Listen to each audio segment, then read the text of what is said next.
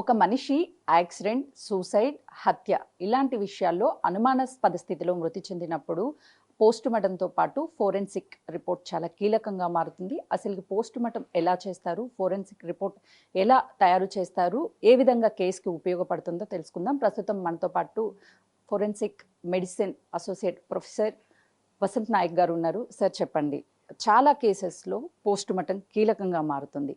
ఎప్పుడు పోస్టుమార్టం చేస్తారు, ఎలా చేస్తారు? పోస్ట్ మార్టం ఎలా చేస్తారంటే ఎప్పుడైతే ఇన్వెస్టిగేషన్ ఆఫీసర్ కంప్లీట్గా ఇన్వెస్టిగేషన్స్ చేసిన తర్వాత మాకు పోస్ట్ మార్టం చేయమని చెప్పేసి కన్సర్న్ పోలీస్ స్టేషన్ నుంచి మాకు ఒక రిక్వెషన్ ఇస్తారు.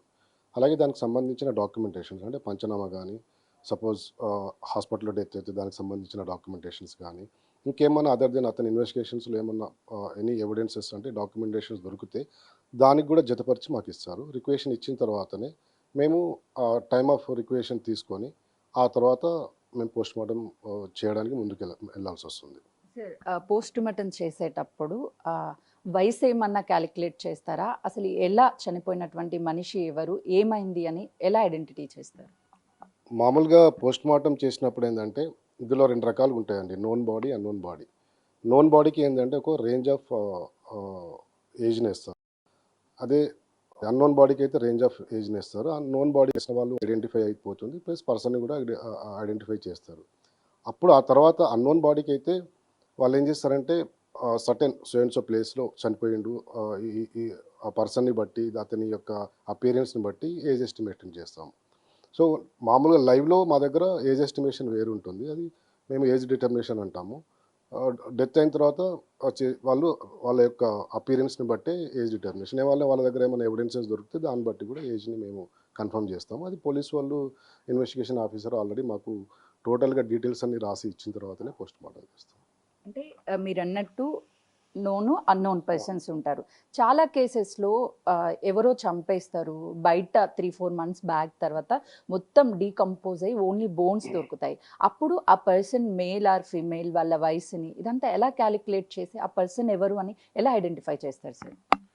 ఎప్పుడైతే సర్టెన్ ఏరియాలో కానీ సర్టెన్ ప్లేస్లో కానీ కంప్లీట్గా డీకంపోజ్ అయ్యి బాడీ ఆ తర్వాత మమ్మీఫైడ్ అయిపోయిన తర్వాత ఓన్లీ బోన్సే మిగిలి ఉంటాయి కాబట్టి దానికి ఆ బాడీని వాళ్ళు ఏం చేస్తారంటే అందులో ఎవరైనా పోలీస్ స్టేషన్కి వచ్చి మిస్సింగ్ కంప్లైంట్ ఇచ్చినప్పుడు వాళ్ళకి దగ్గరున్న ఏవైతే సీన్ ఆఫ్ క్రైమ్లో దొరికిన కొన్ని ఎవిడెన్సెస్ని ఆధారంగా చేసుకొని ఫస్ట్ అటెండర్స్ ఎవరైతే ఉంటారో వాళ్ళకి సంబంధించిన వాళ్ళకి చూపిస్తారు. అది సో ఒకరికి అది ఐడెంటిఫై అయితే నోన్ కిందికి వస్తుంది. లేదు ఐడెంటిఫై కాలేదు అన్నప్పుడు వాళ్ళు ఏం చేస్తారంటే మమ్మల్ని మాకు రిక్వెషన్లోనే వాళ్ళకి కావాల్సింది ఏంటి, ఏజా, మేలా, ఫీమేలా, అట్లాగే దీనికి సంబంధించిన కాజ్ ఆఫ్ డెత్ ఏంటి అని అలాంటి క్వశ్చన్ వేసి మాకు పోస్ట్ మార్టం అంటే అది ఎక్స్పర్ట్ ఒపీనియన్ కిందికి పోతుంది కాబట్టి పోస్ట్ మార్టం చేయమని, లేదు అంటే స్కెల్టన్ రిమైన్స్ని క్యాలిక్యులేట్ చేయమని చెప్పేసి అలా చేస్తారన్నట్టు. సపోజ్ ఏదైనా అన్వాంటెడ్ ఇన్సిడెంట్స్ జరిగినప్పుడు, సపోజ్ ఎవరైనా లేక మామూలుగా మర్డర్ చేసి పడేసిన తర్వాత అలాంటి దాంట్లో ఏంటంటే కొన్ని ఎవిడెన్సెస్ ఉంటాయి మామూలుగా, అంటే బోన్స్ మీద కొన్ని మాకు రిమైన్స్ ఉంటాయి. వాటిని బట్టి మేము ఐడెంటిఫై చేసి దాన్ని కన్ఫర్మ్ చేసుకొని వీలైతే కొన్నిసార్లు మాకు ఇది మన వాళ్ళ ల్యాబ్స్ పంపించడం కానీ, లేకుంటే ఇంకేమన్నా ఏది పాసిబిలిటీ ఉంటే అది దానికి సరి అయిన కారణాలు వెతికి మేము పోలీస్ వాళ్ళకి రిపోర్ట్ ఇచ్చేస్తామండి. అంటే ఇప్పుడు చనిపోయిన తర్వాత ఏదైతే బాడీకి బోన్స్ అన్నీ కూడా మిగిలిపోతాయో ఫిమేల్ మేల్ అని ఐడెంటిఫై చేయడానికి అంటే మెజర్మెంట్స్ ఏమన్నా ఉంటాయి సార్? మెయిల్ అయితే ఇలా ఉంటుంది, ఫిమేల్ అయితే ఇలా ఉంటుంది అని ఉంటాయండి. మేల్కున్న ఫీమేల్కి డిఫరెన్సెస్ ఉంటాయి కామన్గా.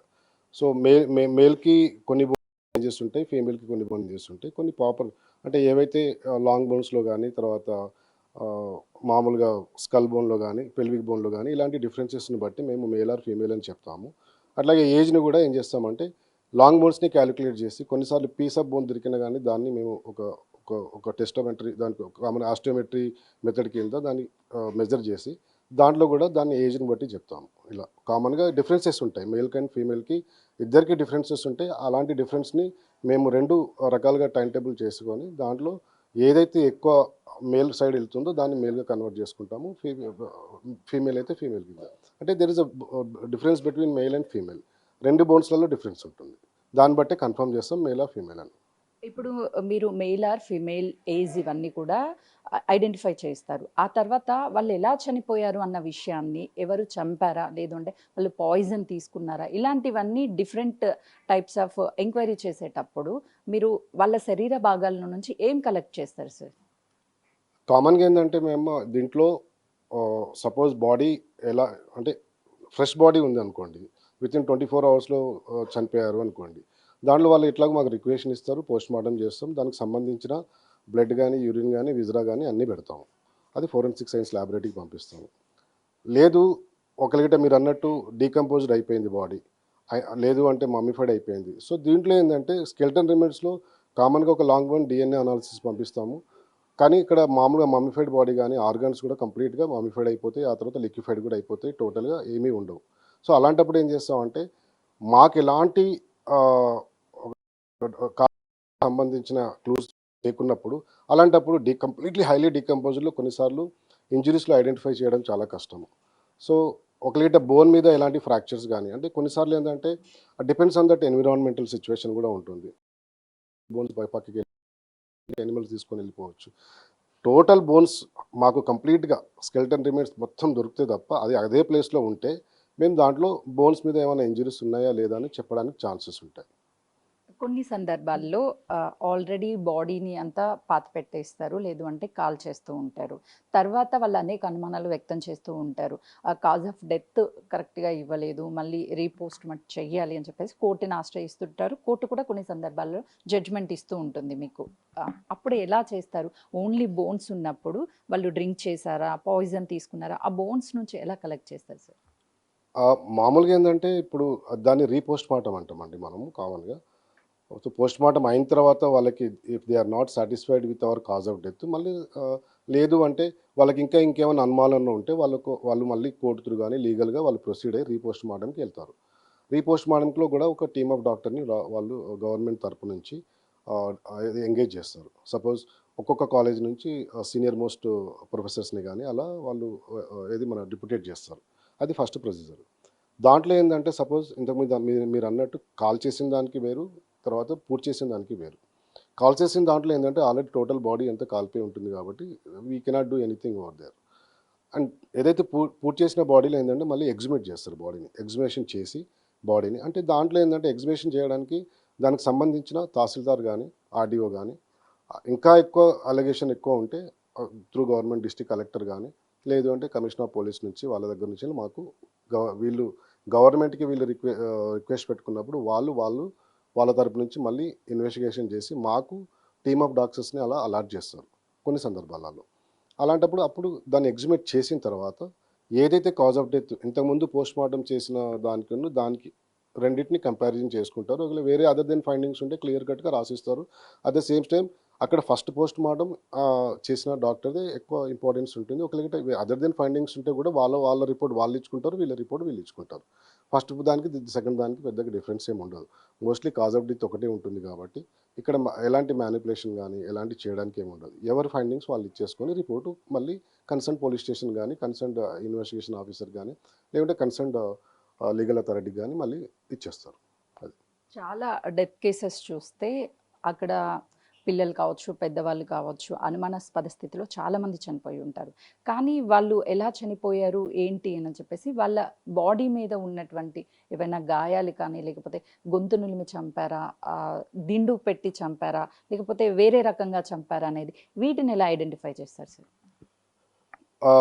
అంటే మీకు ఇంతకుముందు ఆల్రెడీ చెప్పాను, మేము కంప్లీట్ పోస్ట్ మార్టం చేస్తామని. అసలు ఎలాంటి పార్ట్ని కూడా వదిలిపెట్టాము, front and back total post mortem ఏంటంటే విత్ నేకెడ్ ఐ తోటి మేము చూస్తాం బాడీని. అప్పుడు సపోజ్ ఎలాంటి సస్పీషియస్ ఉన్నా కానీ body will speak to us కామన్గా. అంటే మనం ఎంత హానెస్ట్గా బాడీని మనం అబ్జర్వ్ చేస్తామో అంతే హానెస్ట్గా బాడీ నుంచి మనకు ఒక ఆన్సర్ వస్తుంది. సో ఇక్కడ చూడండి, ఇక్కడ చూడండి, ఇక్కడ చూడండి అని చెప్పేసి.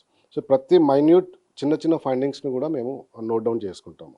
ఆ నోట్ డౌన్ చేసిన దాన్ని బట్టి మీరు అన్నట్టు ఇందాక థ్రాట్లింగ్ ఉండొచ్చు, లేదు అంటే స్మూదరింగ్ ఉండొచ్చు, లేదు అంటే మాన్యువల్ స్ట్రాంగులేషన్ ఉండొచ్చు, లేదు అంటే లైగేచర్ స్ట్రాంగులేషన్ ఉండొచ్చు, చాలా రకాలుగా. అంటే anything it comes under that unnatural death.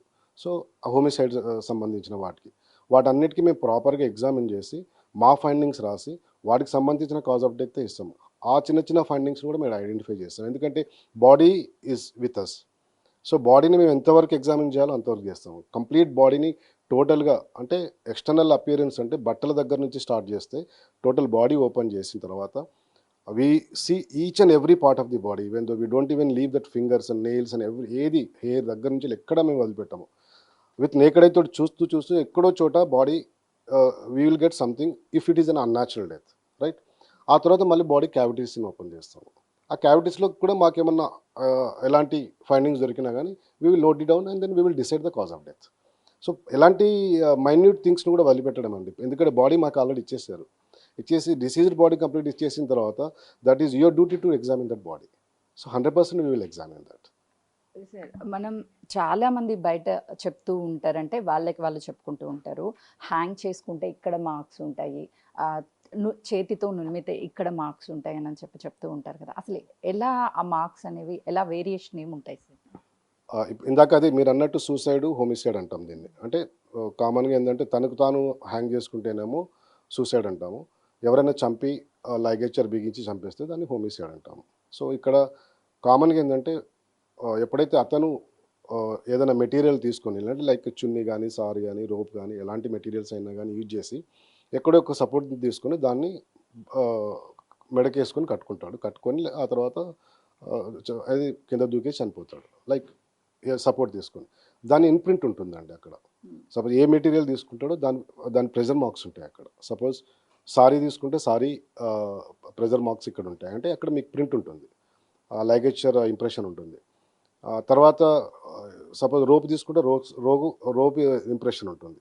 So దాన్ని బట్టి అందులో కూడా దీంట్లో కూడా ఎలా ఉంటుందంటే కొన్నిసార్లు అంటే మేము చేసేటప్పుడు మాకు కొన్ని మ్యాండేటరీ థింగ్స్ ఉంటాయి అన్నట్టు. అబోవ్ ద థైరాయిడ్ కార్టిలేజా, బిలో ద థైరాయిడ్ కార్టిలేజా, దాన్ని బట్టి కూడా సూసైడా హోమిసైడా, లేదు అంటే దీన్ని కంప్లీట్గా ఎన్సర్కిల్ ఉందో లైగేచర్ మార్క్ కంప్లీట్గా చుట్టుందా, దాన్ని ఇప్పుడు స్ట్రాంగులేషన్ అంటాం. అంటే ఒక లైగేచర్ మెటీరియల్ని తీసుకొని చంపబడడం, దాని ఇంప్రెషన్ కూడా ఉంటుంది. సపోజ్ చేతితోటి గొంతు నిమ్లో లేకుంటే నోరు పిల్లోతోటో కానీ అప్పుడు ఏమవుతుందంటే వాళ్ళు స్ట్రగ్లింగ్లో ఏమంటారంటే they will bite their lower lips కానీ అప్పర్ లిప్స్. ఎవరైతే చంపుతున్నారో ఆ చంపినప్పుడు వాళ్ళ ఫింగర్ ప్రింట్స్ కానీ వాళ్ళ యొక్క ఇంప్రెషన్స్ కానీ రైట్ ఆర్ లెఫ్ట్ అనేది పడుతున్నాయి. దాన్ని బట్టి వాళ్ళు అంటే ప్రెజర్ అనేది అంటే ఎక్కువ యూజ్ చేస్తారు కాబట్టి ఆ ఇంప్రెషన్ అనేది ఉంటుంది. సో ఆ ఇంప్రెషన్ బట్టి కూడా మేము ఆ ఇంజురీస్ని బట్టి కూడా అంటే even minor nail scratch injuries కూడా that can lead to that homicide. అలాంటి ఇంజురీస్ కొన్ని ఎక్కువ ఉన్నప్పుడు కూడా వాడిని పిల్లో ఉన్నప్పుడు పిల్లోలో ఏంటంటే కంప్లీట్గా ఇంజురీస్ ఏం కనిపించవు, బట్ కంజెస్టెడ్ తర్వాత lower inner part of the మౌత్లో, ఆ తర్వాత నీకు లోపల కంజెస్టెడ్ లోపల ఇంజురీస్ అలాంటివి కనిపిస్తాయి మాకు. అంటే టోటల్ బాడీని ఓపెన్ చేస్తాం కాబట్టి ప్రతి minute injuries we will find out. దాన్ని బట్టే ఇది సూసైడా హోమిసైడ్ అని డిసైడ్ చేస్తాం.